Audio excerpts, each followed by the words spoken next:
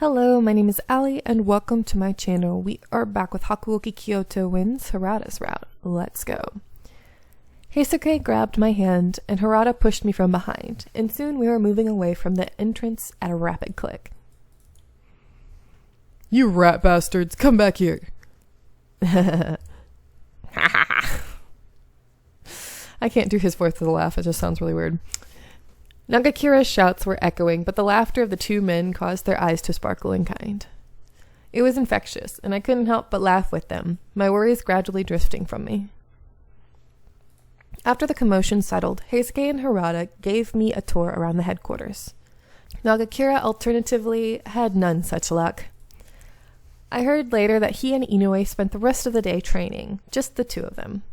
At the end of the day, I think he's a good man. Time stood still, shadows drifting along my wall. How long am I going to do this? Solitude was proving detrimental to any glimmer of hope. My heart felt heavier with each moment. How lonely the wistful, forlorn mind can become. I'd been swept up in a frightening world I didn't understand and couldn't possibly control. I can't possibly figure out what's happening to Father if I'm stuck here. Only Hijikata can give me permission to leave, and he's gone. All I could do was wait. Lamenting things I couldn't change wouldn't prove my situation, and would arguably make it worse. I knew I couldn't trust the men of the Shinsengumi completely. They were, after all, men who could take life in the blink of an eye. It would be just as easy for them to end my life. Well, at least they've all been nice to me. For now. They're nice men deep down, right? Does anyone ever call you gullible? What are you doing here? Oh, you didn't notice me? Well, it's my turn to keep watch. Did you hear everything I said? He heard me. He had definitely heard me. I wanted to scream, but before I could open my mouth, Saito stepped out from behind the door. I think that's enough fraternizing, Soji. Wait. Were you here the whole time, too? I arrived only moments ago. Oh, thank goodness. I'm sorry for screaming like that. It's nothing. At any rate, it's not as if you said anything that would cause trouble for you. True. I didn't say anything, bad, but still. Well, I was just embarrassed to be caught talking to myself. As Saito watched me fidgeting and mumbling, his eyes pierced right through me. I came to tell you that dinner is ready, but have I interrupted something? Oh, no, nothing at all. I had intended to wait until you and Soji finished your discussion, but I figured if I left the two of you alone, it would be longer before I saw either of you, so I came in. Saito shrugged shortly before we caught the sound of footsteps approaching us noisily. Run. Heisuke shot through the door. I don't think you hear the sounds in the game, but for some reason it's really loud on my end, but it's barely anything in the recording, so I do apologize if you can't hear it. The moment he saw us, however, his face fell. Whoa. What's going on here? Hajime, you and her buddies now? My apologies. I was only here on business. Is that so? Well, that's that. Well, it's time to eat. Let's go. If we don't hurry up, it's all going to be gone. Okay. You're late. You kids are late. Who's going to answer to my crying stomach? You mean Growling's Shin? Really, he's so simple sometimes. You guys ought to apologize to my stomach. He wanted to dig in, but I said, no, we've got to wait for him. You're such a softy, Shin. All right, guys, it's time to eat, and that means every man for himself. Man, there's barely enough here to feed a kid, let alone a man, so I'll just have to take yours. Survival of the fittest. This food is mine. Oh, jeez. Hear that cracking sound. Don't like it. Hey, why do you always steal my food? It's 'cause of the difference in size, kid.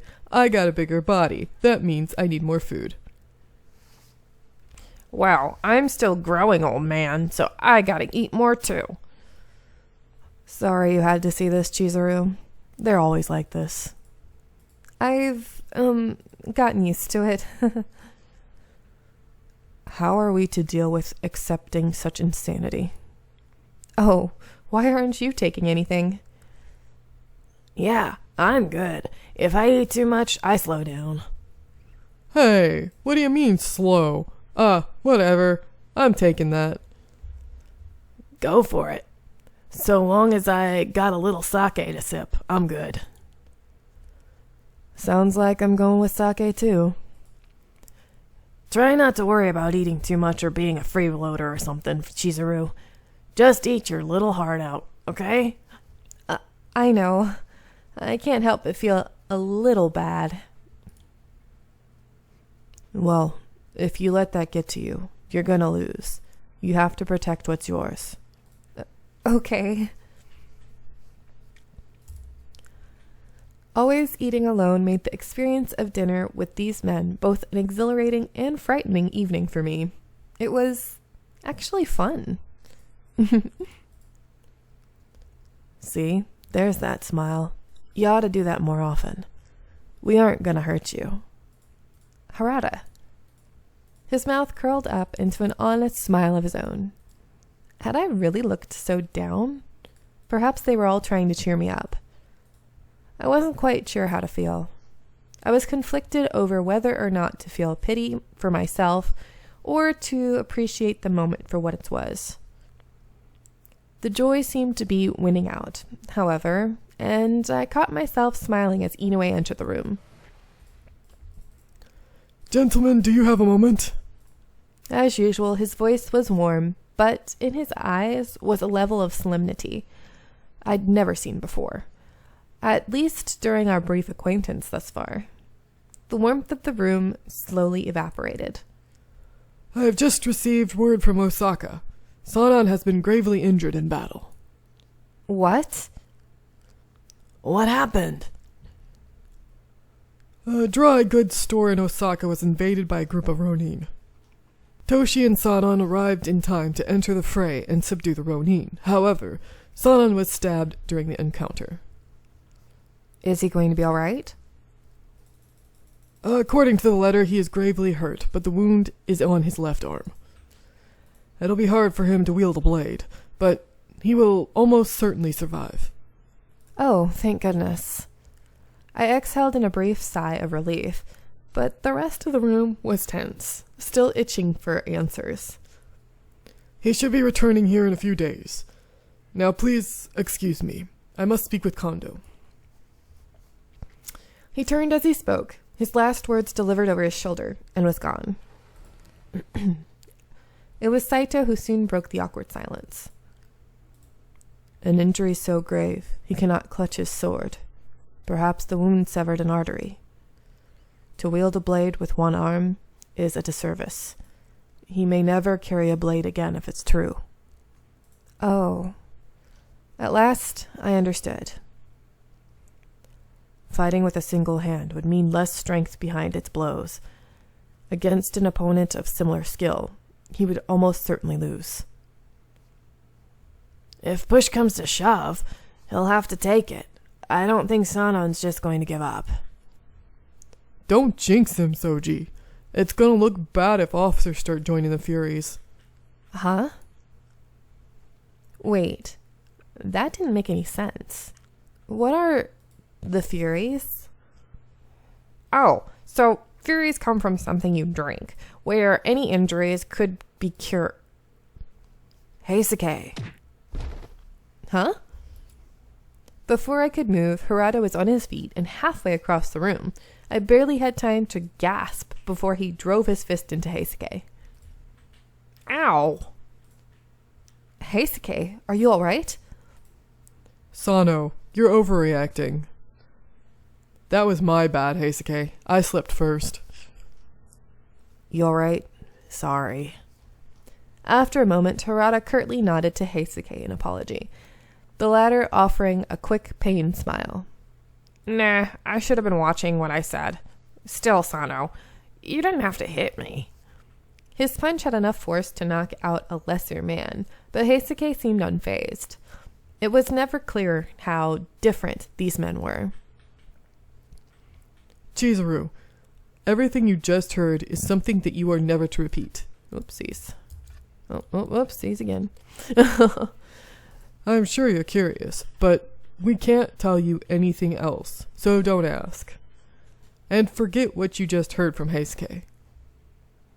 His voice was friendly, but his eyes gave his words a cold weight that made me feel uncomfortable. The Furies that Heisuke spoke about are men to be pitied. Okita's voice was flat, emotionless. A sudden chill of melancholy entered his eyes. I couldn't bring myself to say anything more. Thankfully, Nagakura broke the awkward silence. It's nothing you need to worry yourself about. You don't have to get all worked up. I was only a guest in their house, not a warrior of the Shinsengumi. The truth of the Shinsengumi's secrets were no business of mine, something I'd known. There was little value in that sentiment, however. Put it from your mind. Involving yourself in our affairs will only put you in greater danger. I bit my lip and kept silent. The wall between us was almost tangible, almost far too large an obstacle for me to defeat easily. I finished my dinner in sad silence, excused myself, and returned to my room. I had a great deal to think about. Furies, huh? I wondered to myself if the Furies referred to the Rakshasa? The Rakshasa? I don't know how to say that. Pictured in Buddhist texts. Though I wasn't well versed, I recalled reading a text from a man-eating demon god with that name. I have no idea where to start, from drinking the medicine to Captain becoming a Fury. Ugh. No, I wasn't supposed to think about those things. I was only going to get myself in trouble if I stuck my nose where it didn't belong. Seeing or hearing the wrong thing could kill me. If I die, I'll have a hard time looking for my father. The Shinsengumi captains are keeping themselves hush around me, especially about the Furies. Are they doing it to protect me? Even if I dug around, I'm sure nothing good would come of it. With that in mind, I did my best to clear my head of the evening's events and slipped into my futon.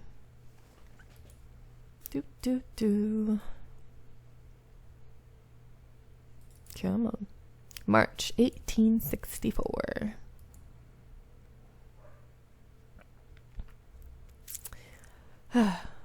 March 1864. It fast approached a month since I began living with the Shinsengumi headquarters.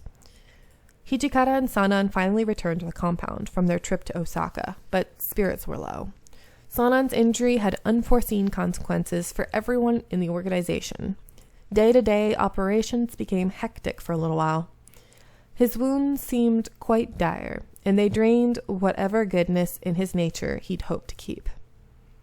Sanan would spend days holed up in his room, protected by a barrier of impenetrable silence. If he were to leave his room, a rare occasion now, he was often short-tempered and quickly retreated. Even though I, too, spent days in the exile of my room, he seemed to take it much differently. Sanan seemed trapped within a painful memory, each day bringing him closer to a gloomy twilight. I softly pondered what service I could offer to the Shinsengumi if I were not allowed to search for my father. I'm sure Hijikata is overwhelmed with whatever business he's dealing with, but I need to visit him. I realize, with the tension so high, that it's better to have Hijikata on my side rather than not. I crept around the hall looking for Hijikata, but he was nowhere to be seen. Would it be impolite to visit his room directly? As I paced around the hall in contemplation, an unknown warrior appeared before me. Oh, yay. I'd been living in the Yagi residence for a month, but he was unfamiliar to me. My current dilemma compelled me to approach him. Excuse me, have you seen Hijikata? The man turned to respond, and my eyes widened to scan his enormous frame before he spoke. And who might you be? Mind telling me what you're doing here? Oh, I am... Well, it's a long story. Don't make me repeat myself. Answer me. I'm Chizuru Yukimura. Ah, I recall hearing the commander recruited a young apprentice as his new page. Must be you. Yes. I wasn't aware they were telling people that I was an apprentice warrior at headquarters. However, my reputation was the last thing on my mind as I faced this man's pressuring gaze. I didn't appreciate the harsh scrutiny he seemed to impose, scanning me from head to toe. So why don't you start telling me about how you know the chief and commander? I hear you're from Edo, but what kind of tricks do you have up your sleeve to slide in here? I did no such thing. Ah, but judging by how defensive you became, it sounds like I'm right on target. Look, this isn't the place where someone without any worth on the battlefield or in the strategy room can waltz in without earning it. I'm going to ask you one more time. How did you get in with the chief and commander? I, Konryosei Takeda, am asking you a question. What makes you think you can ignore me? He grew increasingly agitated, almost like a petulant child, because I refused to answer him. He reached his massive hand over towards me, as if to grab me, but then a voice snapped him. Hey, Takeda, what the hell are you doing here?